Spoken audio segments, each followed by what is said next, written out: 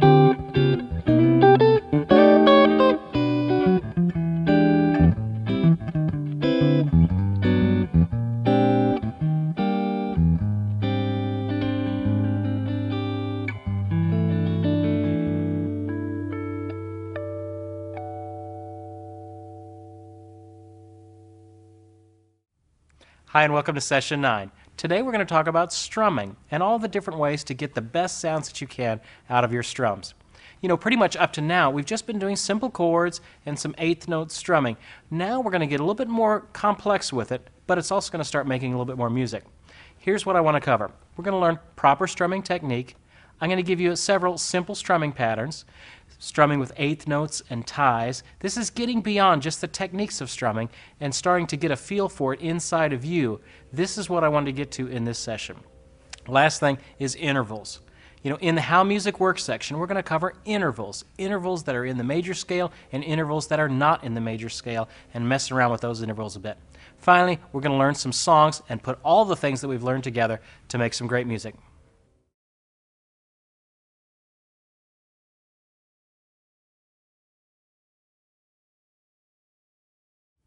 All right, to get us started, let's talk about strumming.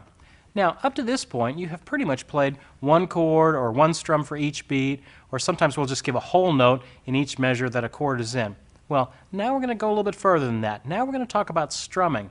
Well, what is strumming? Well, strumming is playing a rhythm while playing the chord. So instead of just playing a G, let's say I was playing a G, I'm going to add a little bit more rhythm to it.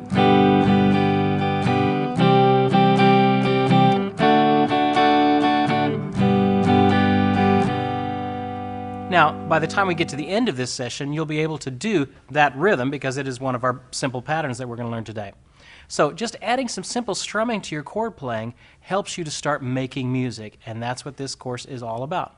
So let's first start talking about technique. In our right hand, there's not much that needs to happen, but here are a couple key things you need to keep in mind. Have a good, strong, firm grip on our pick.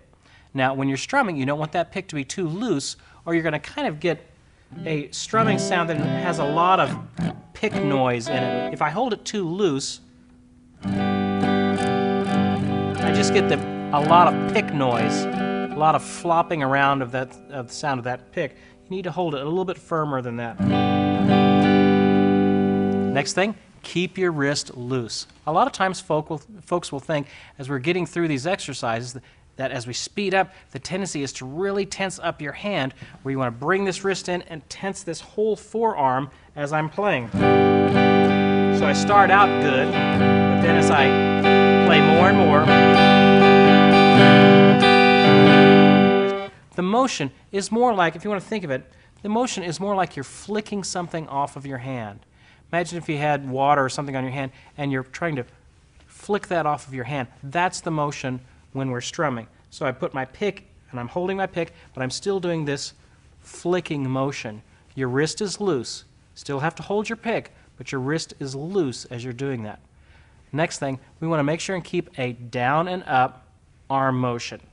So let's talk about what your arm is doing. Your arm is like the piston in an engine. It's always going to be going down, up, down, up, down, up, down, up. Now in some of these examples, I'll be telling you different combinations.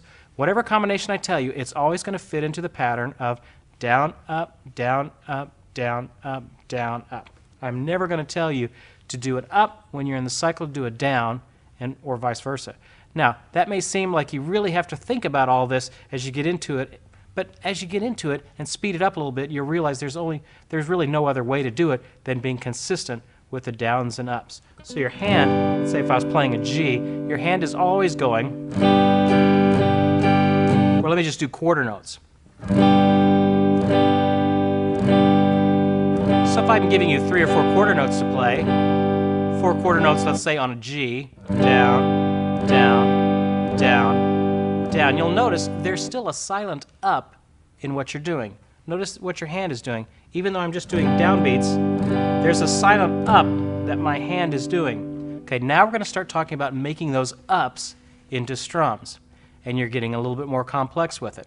So, you ready for the secret of great strumming? Here's the secret right here. I'll say it probably a dozen times during the course of this session. The secret to great strumming is to keep your hand going. The temptation would be to make it stop, and that's going to make you sound choppy and uneven, and it's not going to work.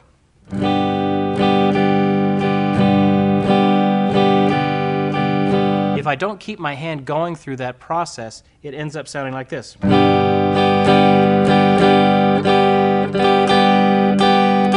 And it gets all mixed up. Keep your hand going. Okay, so if I pick a rhythm, let's say,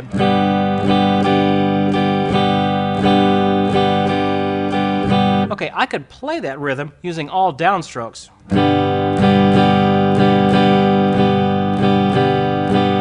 But it sounds choppy and it sounds uneven, and I kind of lose some of the groove when I play it like that. I've got to go and use down and ups. Down, down, up, up, down. So keep that hand going. Keep that hand going. I could play the rhythm several different ways, but you've got to do it with your hands going down and up, or it's going to sound choppy.